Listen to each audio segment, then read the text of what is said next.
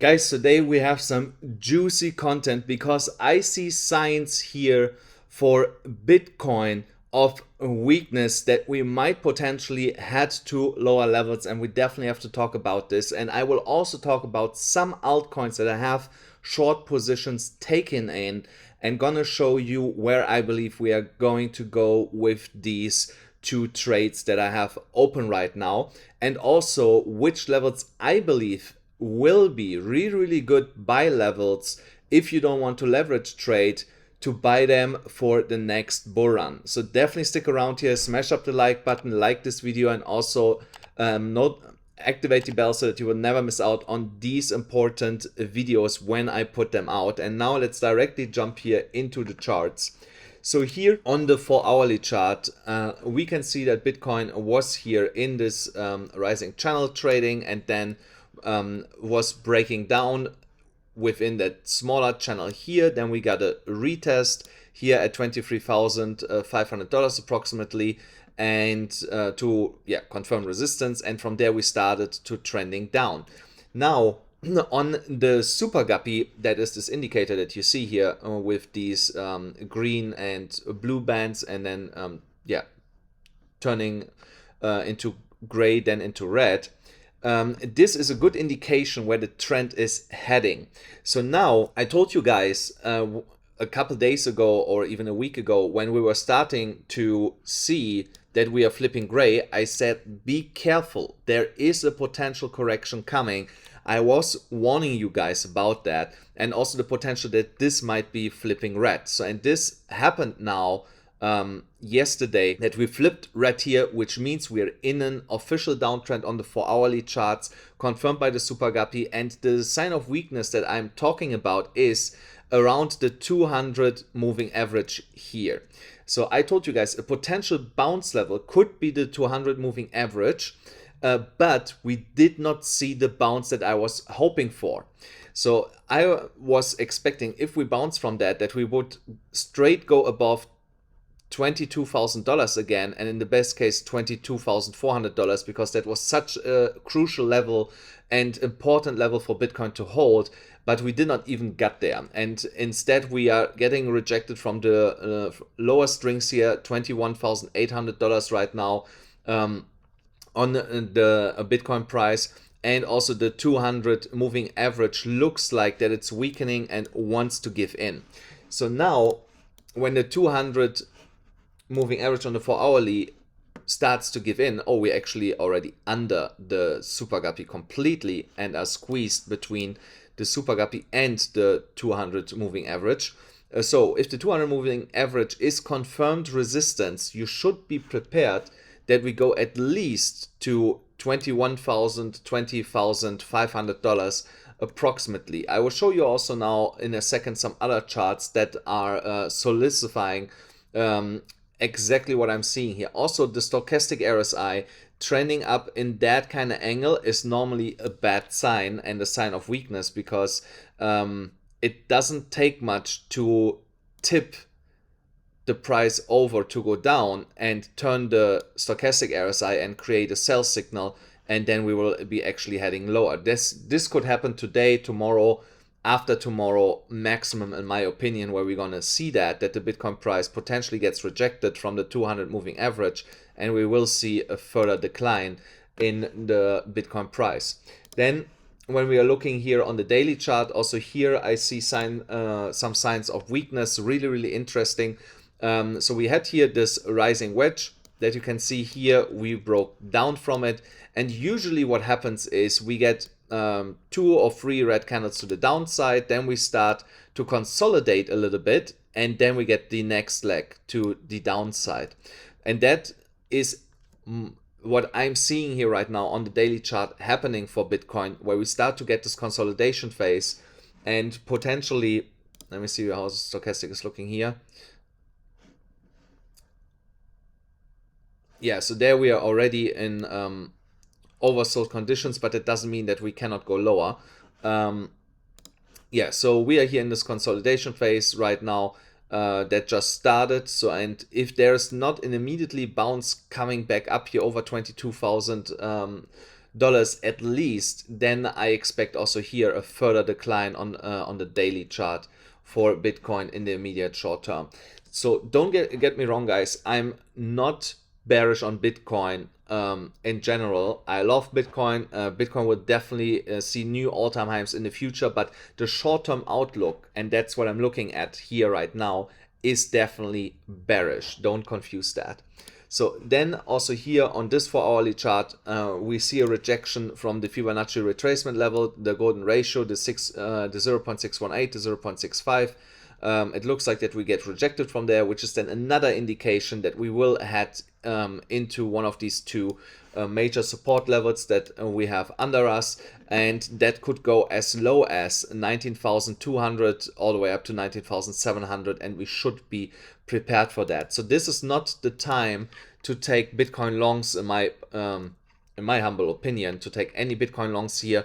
We should wait how this is playing out here around the 200 moving average on the 4-hourly chart and to see in which zone we are dropping. So I might take a long position once we drop here into this zone, and if we drop lower, I will just add to this position, because I believe lower than here we will definitely not go, and definitely from there we gonna see a bounce back to the upside. Then also here on the this daily chart, I had pointed out yesterday that I would expect a bounce here from where I have drawn that line. We saw a small bounce from there, but this bounce again is not convincing in my opinion to see here now a relief rally to the upside to $22,000, $23,000, $24,000. Now I want to talk about my altcoins that I have today, my altcoin positions. And don't forget, guys, if you want to trade altcoins, the best play to do that is on BYBIT, and there you still get $30,000 absolutely for free for signing up with my link here in the pin coin below and in the description below. And on Bitget also you get $20,000 for free, also only with that specific link. So the two altcoins that I have taken position in is, for once, Matic. I was shorting Matic yesterday and made some good money on that. I will show you that in a second. And what we see here in Matic, when I go to the 4-hourly chart, let me see. Actually, to the daily chart. Here, the weekly chart. Sorry, that's what I wanted to show you guys, the weekly chart.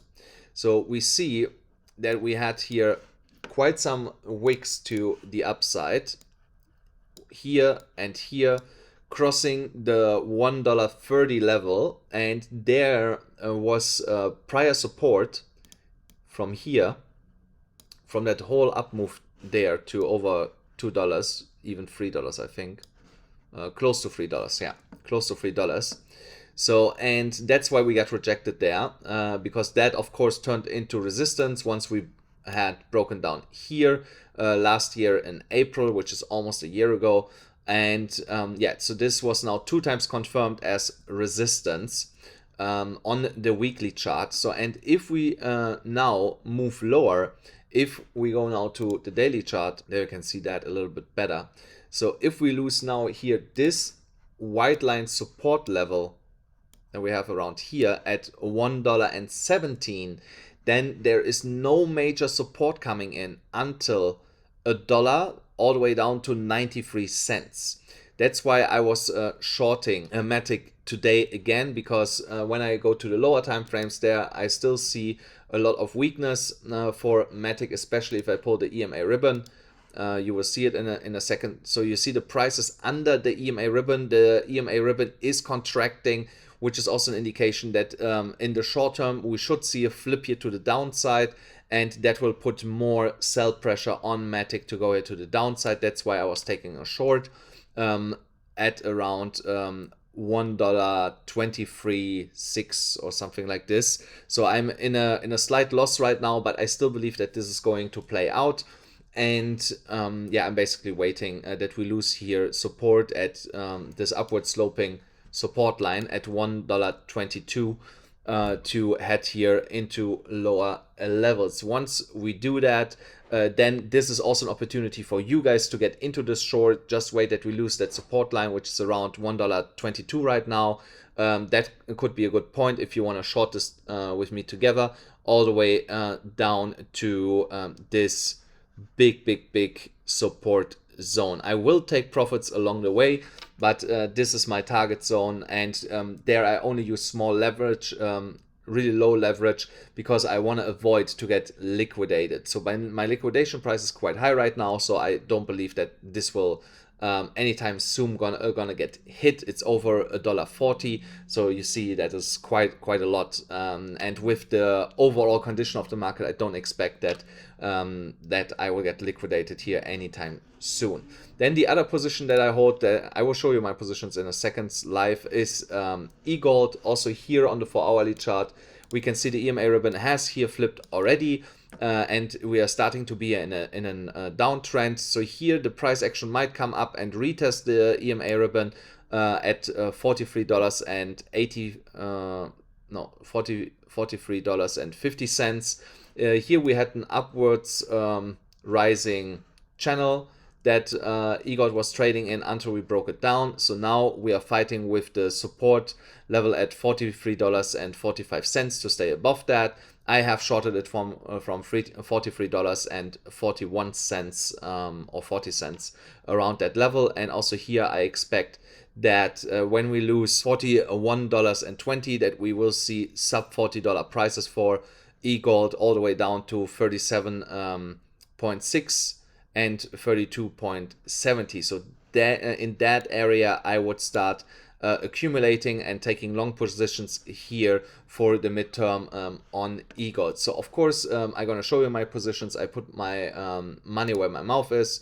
So here you see first of all my Matic position. Yesterday I had a $23,000 position here, and I closed it with more or less $1,000 in profit, which was really nice. So now when you look here on my other positions, so you see here I'm slightly in a loss, but it's just 4%, less than 4% here. Here it's just slightly over 4% in a loss right now. I will keep these positions open. You see here it's almost a $40,000 position on Matic and a $25,000 position on eGold. And yeah, so that's the positions that I hold. Also for eGold, if you want to jump into that trade with me together, do that on BYBIT. The links are still in the pinned comment below and in the description of the video, and short $43.50. So of course on the weekend we have low volatility. Most of the cases, I have actually to look on Bitcoin if we're going to create a CME gap, but I don't think so that we create a CME gap from yesterday's drop. No, so that doesn't look like that we create a massive CME gap. So we have then to sit and wait what's happening. Of course, in 3 days we have another Fed meeting that could of course influence the markets again heavily.